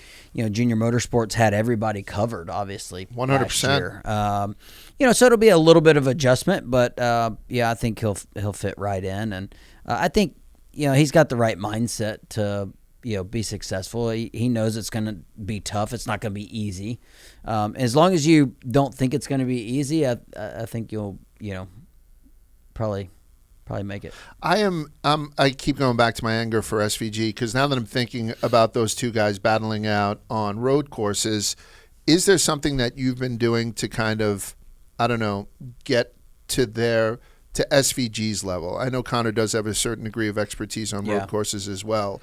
Is there something within the NASCAR, and I want to look inside. I'm asking for a look inside because do you guys sort of draw lots and say, listen, you take him out if you can, just to give somebody else a fucking chance? Yeah. Or what are you doing to kind of, as he's getting better on ovals, what is the rest of the field He ended the gonna season do? really good. Yeah, so what are we doing to catch up to him on road courses? We got snipers. You do got them? Good, right? Get that heel toe bullshit that he's doing or whatever it is? Yeah, no, I mean, you can go look at everybody's data. You can pull up your laptop. You can look at every lap that he's ran on a road course. And it's odd because, like, even on ovals, like you could take Larson, for example. You could compare yourself to him. And, like, if you look at the brake, the throttle, and the steering, it doesn't look like you're doing much different. But the speed is different. I mean, because sometimes it's 13-second, 21-second differential. Yeah, his gaps on road courses are kind of unreal. I was doing some math, 463 starts in the Cup Series so far. You don't have this answer, but a 36-race season would get you to 499 at the end of this season, meaning that unless they count the duels, and I just don't know the answer to it, I don't expect you to because you're the guy who's like, I'm just driving it. I don't give a shit. Unless they count like the duels and the All-Star race and Bowman Grant and all that stuff, there's a chance that your 500th start will be on the Daytona 500 in 2027. That would be a really cool headline for Ricky Stenhouse Jr. to grab his second Daytona 500. I'm actually looking... Third. I'm actually... easy. I apologize. I'm looking forward to another season. Yeah, you're like looking to talk about 27. But doesn't that, like... That would be cool. I don't know the answer to your question. Did you even know the milestones coming up? So maybe... No, I don't. It? Okay. I didn't even know what I was at. Okay. In general. But, so you're saying if the Clash and the All-Star race count, I should probably take them off? Yes, that's exactly what I'm saying. Okay. I say that you should do 36 races on the 36 button, races on the including button. winning Daytona 500. Then you come back, you do For the 500 well, start. your Byron, and you do your Yeah, 500 little start with the back-to-back. back-to-back Daytona 500 thing. That's what I'm saying would be good for your career. Yeah. Yeah. Got it. Yeah, just get Jimmy Johnson out of the way with his automatic bids and stuff like that. He does have an automatic bid. I think he he's in deserves the race. it. Yeah. I mean, he's kind of done a lot. Yeah, he's okay. What are you looking forward to most this season? For me, just the new horsepower. Okay. You know, I think at some of these racetracks that we're going to, you know, for us as a team, What's the measuring stick for your team going into this season? Like, what's the things you need to touch? we have to get better qualifying. Okay. Have to get better. Our long run speed is really comparable. Like if we go back and look at all the races throughout, 2025 season, once you get 25 laps on the tires, 30 laps on the tires, we're running competitive lap times. But we have to get faster on the front end. So qualify better track position. So that's what we're focused on this offseason. I mean, we have been hammering that. We're looking at, the test on Tuesday, trying to figure out how we can, look at just making more raw speed in our race car. It drives okay. It's just not, we just can't get that speed out of it. So that's probably number one thing that we're focused on. I think we did a great job last year of, limiting our mistakes as a team. But that speed not being fast enough got us caught up in some wrecks that we probably shouldn't have got caught up in. So, yeah, that's the number one thing we're looking at. One of the things that you said you enjoyed at Barstool is the rough and rowdy thing that Spider and I are both intimately involved with. I think I was watching Rough and Rowdy before Barstool. Yeah, probably before. Right? Yes, because so the Because gentleman, Barstool didn't start it, right? Yeah, the guy Jerry something or other, he had it. We took the franchise over. Okay. He still ran it for us with one of the guys here, Devlin, who did a great job. And then the two guys from Rubbin is Racing, who myself and Spider, were both intimately involved because I was a ref and sideline color, and Spider was a cameraman. Yeah. So Spider was up. That was the Biffle thing. Yeah. I was refereeing dwarf women. I think I like refereeing dwarf women because of the dichotomy of my size. That You when can I have see to everything. raise a hand, I get down on a knee and I do like that thing. It plays up to the cameras. And Spider is on the apron, and in between rounds, I'm in the corner. Spider's like, "Look, there's Biff. There's Biff Just in the hanging fucking front row watching me referee dwarves." I could see Biffle being there. Yeah, and when me and Spider talk about anything, who do we want to invite to a golf tournament? Who do we want to do, to any of the stuff that we do that requires feats of strength? Your name comes up all the time. I would do a Rough and Rowdy. Would you do a rough and rowdy? Yeah. And what would be the I don't think we could pay you for it. I just want to tell you that right out front. Okay. It'd be sort of like, a stock thing. Yeah. Get you the flights there. Is there anybody that you think that you would match up well against?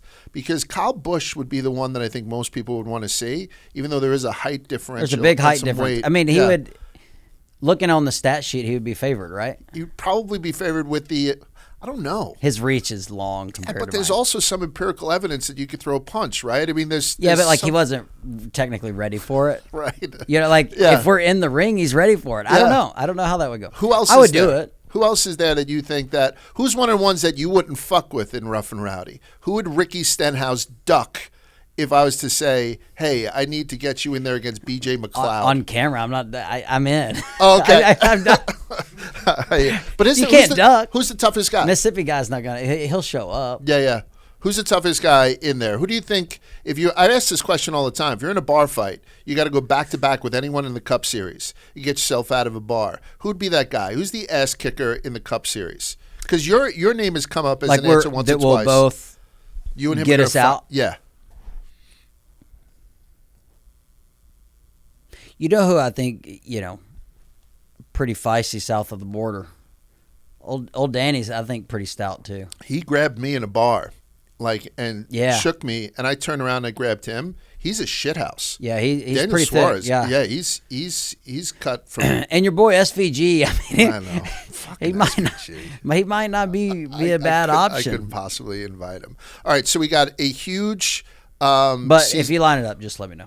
Okay, yeah, I would definitely do it. And I think you're serious. I'm serious. You are serious I didn't with ask that stuff. I didn't ask my wife, but I'm serious. You probably would have to 3 1-minute rounds, Yeah. right? See that to go through it. Yeah, Oh, if we get that lined up, that'd be great. yeah. But you need the big name on the other side. got to. Right. You don't want one of these animals from the pit crew, you know what I mean, like to come through. Rowdy at Rough and Rowdy. That would be fucking great. Yeah. See if I can make that work. Will you make some phone calls, Jen? All right, that's For charity? perfect. Yeah. Talk to me about what you're going to be doing then. What's your schedule for Daytona? Spider and I will be down there. What's a typical Daytona to start off the season for Ricky Stenhouse? How excited are you, and what's that going to entail? Yeah, just it's really cool getting to Daytona. We got Daytona 500 Media Day.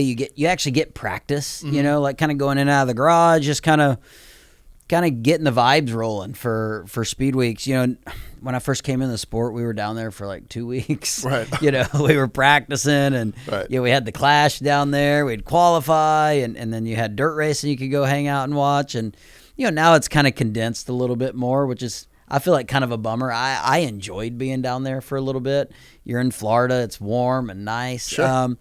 But I think we're on track Wednesday, and we'll do some qualifying, and then we got the duels Thursday right into it. And then we go right into it. And then we got practice Friday, Saturday if you want. Hopefully no damage from the duels, and you'll fluff and buff and kind of wax your car a little bit. Sure. Look at it. Yeah. I think they're putting on a really cool event the night before.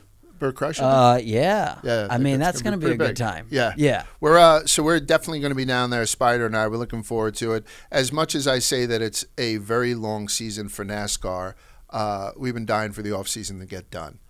Like to your point, I just want to get back to racing. Yeah. I hope. How many races do y'all end up going to, you think? So on our busiest season, we'll go down to maybe a dozen or so. Yeah, that's a lot. That's a lot. And Yeah. then if it's not as busy for us, because we've been doing it now 4 seasons, we'll go anywhere from 8 to a dozen. Okay. And we kind of cherry pick. The ones that we don't go to enough are the ones that are in and around the East Coast. So Spider and I have never been to Dover. Okay. Never been to Watkins Glen. We've never been up to New Hampshire, like some of the easier ones. So I think maybe Watkins this season, Glen is a sneaky good camping hangout. everyone says Watkins Glen. They're rowdy up there. I will tell you right now, I was the gentleman start your engines at Michigan for the O'Reilly Auto Parts race in Michigan last season. Michigan is sneaky great too. Well, when you're up in a cold area, if it's summertime, I mean, they're out. They're out. They're out. Yeah, And, good race fans out there. And you go to a little concert in the infield at Watkins Glen or even at Michigan, and they're throwing down. Yeah, I can't wait for the fucking season to get going. Me too. I can't think of a better way to get a preview of the season than with the former Daytona 500 winner, future Rough and Rowdy champion. I can say that with kind of confidence. It's Ricky Stenhouse Jr. I appreciate your time, Ricky. Thank you. All right, so it's always nice to have Ricky in the office. I mean, when he won the Daytona 500, he came by and dropped the hardware on us and the whole deal. So it's nice to have him as part of the family here. Ricky does grind his way into like some like he had mentioned, he was 14th in points going into the playoffs, even with that win. You think a guy like Ricky has a chance in this playoff system to kind of be one of the top 16 to get in there? I'll say who's to say he doesn't start the season with the Daytona 500 another win?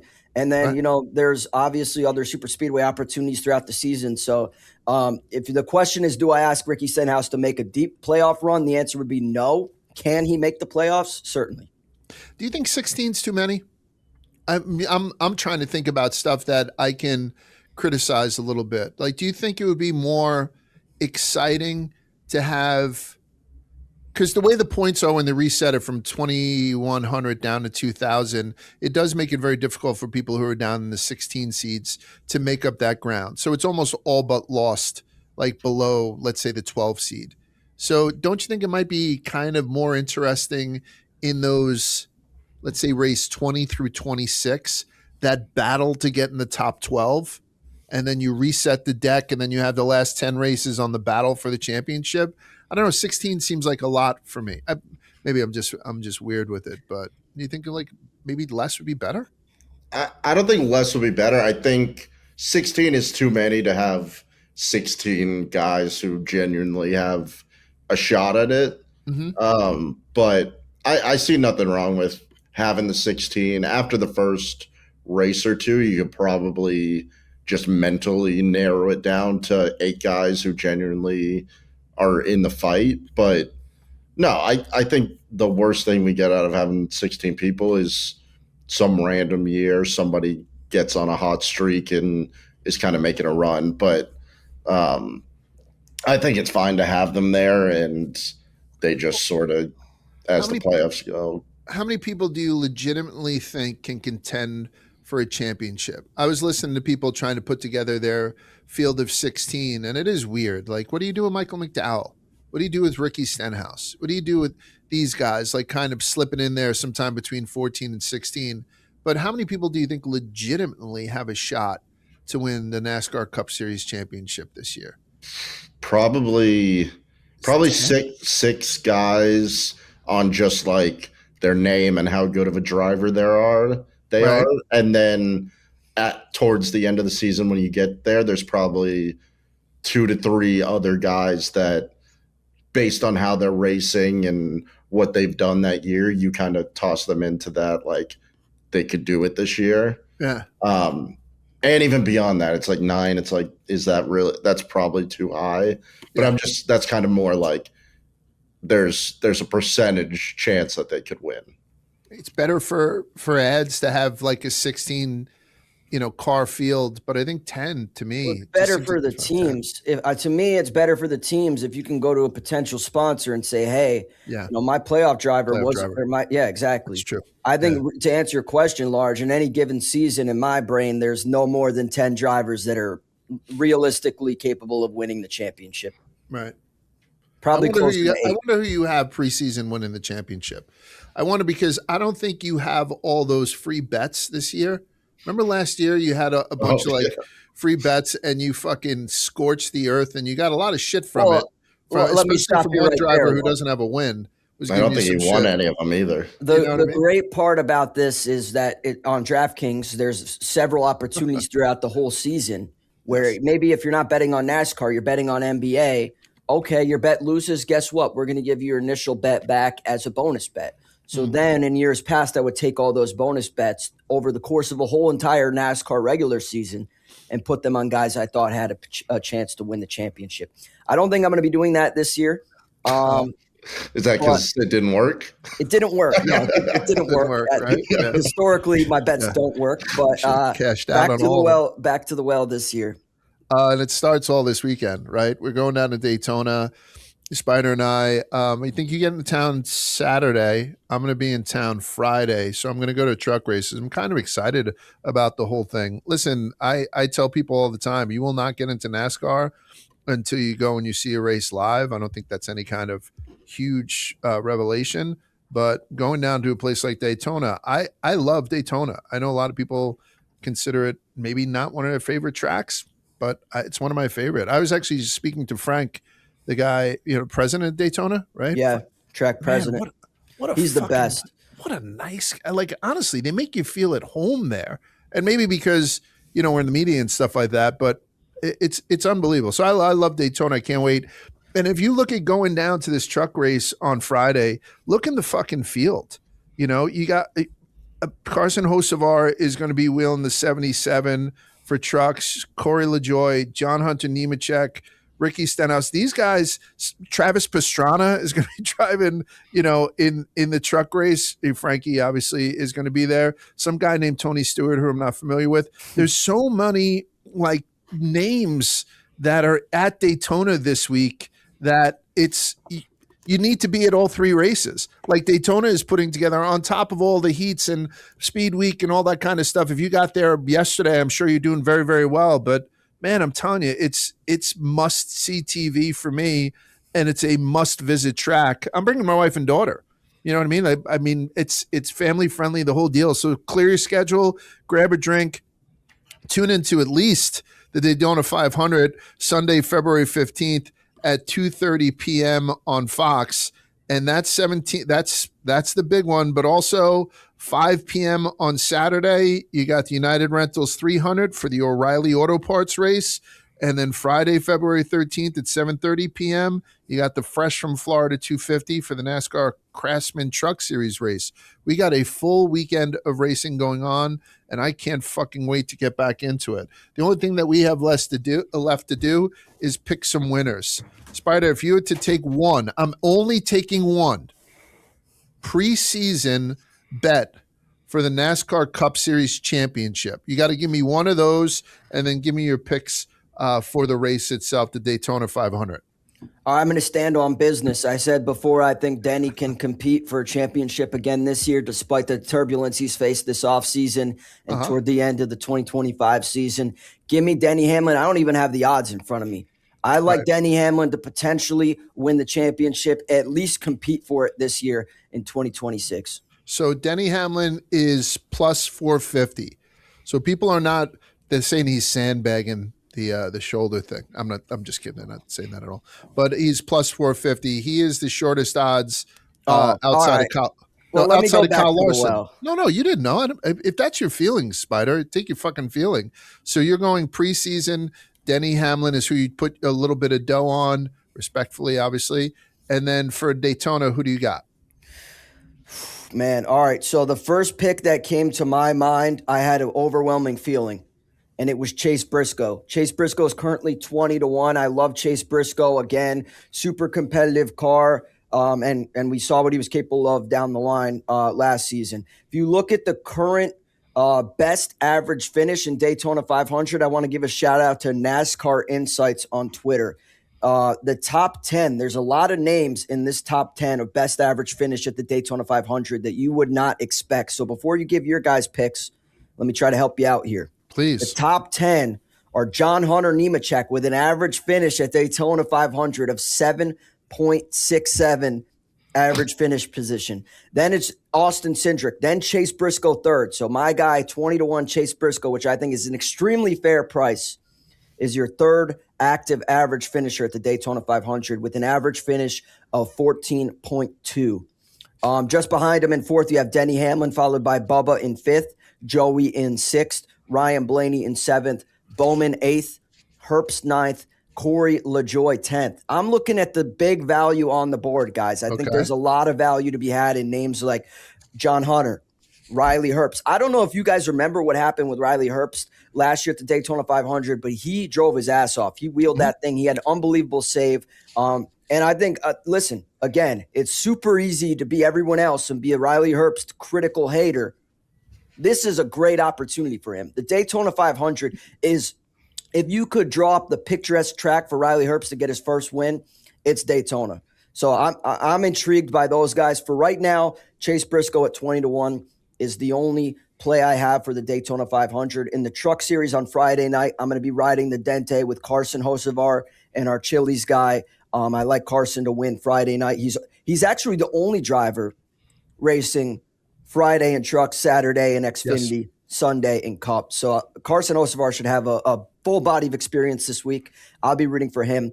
But my main play at the Daytona 500 this Sunday will be Chase Briscoe in that 19 car, 20-1 on the DraftKings Sportsbook. I implore everyone to back me.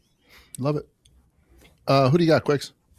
I'll give my season long championship winner first. I'm gonna go with, and it's a guy that I didn't criticize him for it last year, but I brought it up. That his style of racing, Chase Elliott, I was always like, he's the kind of guy that can be just get sixth place, fourth place, fifth place, and not even feel like he's having a good season. And you look at the point standings and he's in second place. And I think that's going to bode very well for him in the chase. No pun intended. Mm-hmm. And he's going to be my winner of that at plus 750 for this year. And then moving to Daytona, I never look at the top five guys. I think odds are taking anybody that has low odds at Daytona is not a good gambling decision. So I moved down the board a little bit. And my chalkiest play would be Cindric at plus 1,800. It's a great pick, Quigs. Cindric's just a beast. He's always showing out on this track. I mean, even super speedways. Look at Atlanta last year. He was knocking on the door there until it fell apart late in the race. I love Cindric. He's seemingly always there on super speedways. If I could have taken every driver on my card, he would have certainly been on there. So thank you, Quigs. Yep. So he's on there, and then I got Spider gives you the fucking blessing. Yeah, you know? just says as many words as he can before he runs out of breath. And then I'm going to go with Hocevar plus 2,500. Just fearless. Sometimes just being a maniac will win you the race at Daytona. And then this is a play that I don't even know if I like, but just getting this guy with these odds, you got to put something on it. Reddick's down at plus 3,000. Yeah. And like the names he's surrounded by, he just feels like he has such a better chance than anyone around him at those odds. So I'm sprinkling Reddick plus 3,000. And those are my plays. I like it. Who do you got, Moon? So for my year-long championship prediction, I would go with Christopher Bell. Really consistent. Obviously, last year was a really good year for him. Heading into Daytona, I'll probably do several outrights. I like everybody that's been said, but the one that's sticking out to me is Kyle Larson, which I know will probably come as a shock for a lot of people. He's not known as a super speedway racer, but in the next gen era, even when he hasn't finished well, he's typically been running very well on or around the white flag. There's been a lot of last lap misfortune and a lot of late race misfortune. And he and his teammate, William Byron, have consistently shown that they can get up to the front late in the race. I think Byron's luck is probably run out because he has caught a lot of good breaks in the last few years in the 500. Mm-hmm. So I'm going to go Kyle Larson to win it. And then, like I said, I really am probably going to echo a lot of what Quigs and Spider just said. So I'll save you that. But Larson is definitely going to be the one that sticks out to me. I think this is the year he finally turns it around at the super speedways. I like another Bubba. pick. I like Bubba plus 2,000 for the Daytona 500. Bubba Wallace has been getting better every year since I started watching him. So I don't know. I think I might sprinkle a little bit on Bubba. And then I think I'm taking Bubba and Bowman. Bowman's plus 1,800. I think Bowman's going to do pretty well in this chase. We're going to talk about his hot seat probably 3 or 4 weeks into this if he doesn't win something. But I think he's pretty safe at Hendrick, and I like him in the Daytona 500. I splashed a bunch of other guys too, but then for the full season, I dropped in a bet on Briscoe already. So I'm riding with you on that, Spider. So I got one more, Large. Okay, give it to me. I do as well. Oh, please. I figured I couldn't just give one pick. I'm going with Daniel Suarez, who's 55-1. And I don't mean to get ahead of my predictions, but Daniel Suarez, you thought Carson Hocevar was bad last year racing for Spire. Bad in the sense of like being problematic. I think I think Suarez is going to double it up and give it to the next person. This is a guy racing on a 1-year contract. I don't know if you guys saw the clash. He was racing like a fucking madman. And he's another guy who's seemingly had success at super speedways. He's won at Atlanta before. He's been at another photo finish down the line there in the past. Suarez with his back against the wall, racing for job security. He's a guy I want on my ticket, on my card. So give me Daniel Suarez 55-1. And it's going to be Briscoe 20-1, Suarez 55-1. Follow me on Twitter. I'm sure I'll have more picks as we get closer. I might grab Suarez in a top 5. Yeah, honestly, right? That's the other thing I would suggest to people. If you're a casual NASCAR fan watching this Daytona 500 this weekend, check out the top 10 markets, check out the top 5 markets. This race is going to be chaos. Doesn't matter if like the best names in the sport could be knocked out in the first lap. So and he's plus 650 for a top 5. Yeah, that goes to what I don't necessarily have another pick. I was basically going to give more of a strategy, but I've seen a lot of people make a lot of money this way, and it's taking a 3-person top 10 parlay with it's basically a chaos parlay, being like there's 20 guys left in the race at the last lap, and if you have something like a Corey Heim, Zane Smith, Riley Todd Herbst. Gilliland, Let's do it right now. like that, those odds can be Give me insane. 3 of those. Do you want to do top 10s? Yeah, so let's all contribute one. It's basically Let's like all contribute a one. survivor, somebody who just stays alive at the end. And then if the people listening want to tail this parlay on DraftKings, I'm sure it will be on there. I think we all pick a guy, an outsider that we think maybe could finish within the top 10, and then we parlay them. I'm happy to start with Suarez. Like I said, I think Suarez is going to be we'll put Suarez on the ticket. I'll do it right now. I'm going to throw Busher on the ticket. What's Suarez for a top 10, Large? Suarez for a top 10 right now is plus 260. Okay. Busher is plus 110. And then who's the third one? I kind of like Gragson. You like Gragson for a top 10? Yeah. All righty. So Gragson is a little bit further down. Where is he? He's plus 300. Is he plus 300 for a top 10? That parlay, folks. There it is. That 3-leg parlay, Busher, Suarez, Gragson, all to finish top 10, is currently close to 30 to 1, just shy of 30 to 1 on DraftKings Sportsbook. So make sure you check it out. Even if that's not what you like, definitely worth giving a DraftKings a look this year. And Large, back to the bonus bets thing you were making fun of me for a second ago. Oh, I don't know if it's making fun. Last night was king of the court on DraftKings. So meaning if you bet on the player that has the highest total of points, rebounds, assists in that night's slate at the conclusion, you split $1 million bonus bet with everyone else who had that player. Well, I had Victor Wembanyama last night, and he went off. So we ended up winning King of the Court. Myself and God knows how many other DraftKings users. I think 10,000 maybe. Split a bonus bet. So right now I have $64 in bonus credits on my DraftKings Sportsbook that I won just off a minor $5 wager last night on Victor Wembanyama. So I'm probably $64 burning a hole in your pocket for the chaos parlay. That's right. We're not telling you guys to do that, but just know that's where I might do another one where I take out Gragson and put in Eric Jones. And I know that you would never agree to, Quigs, but I agree with that from the standpoint of I might make chaos.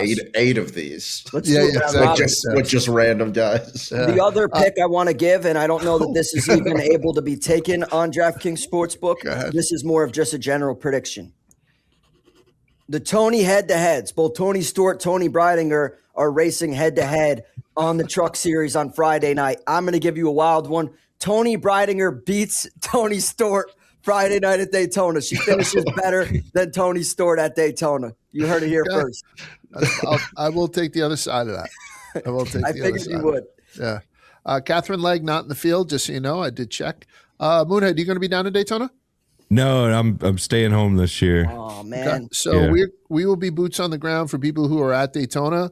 Please say hello if you happen to see us. Frankie Borelli's going to be down there with us too. We got a great crew, guys. We got a great crew. Going down. Got John Gruden as well. I was going to say, I don't want to bury the lead here. We have Coach Gruden who's joining us, as well as Jake Malasek. They just went to a bowl game in Daytona. They were fascinated by the existence of the Speedway. And back to your point, Large, Frank Kelleher from Daytona, the track president, has been nothing but good to us.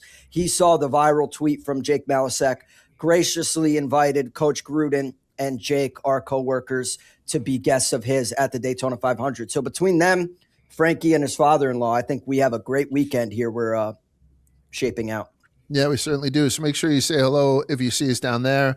And we appreciate that we're back for another season of Rubbin is Racing. Another reminder is that we'll be dropping on Thursdays this season. So you get an extra day to listen to this for the races start. Thanks so much, Ricky Stenhouse, for coming on. As always, thank you to our sponsors. And we'll see you guys next week on Rubbin is Racing.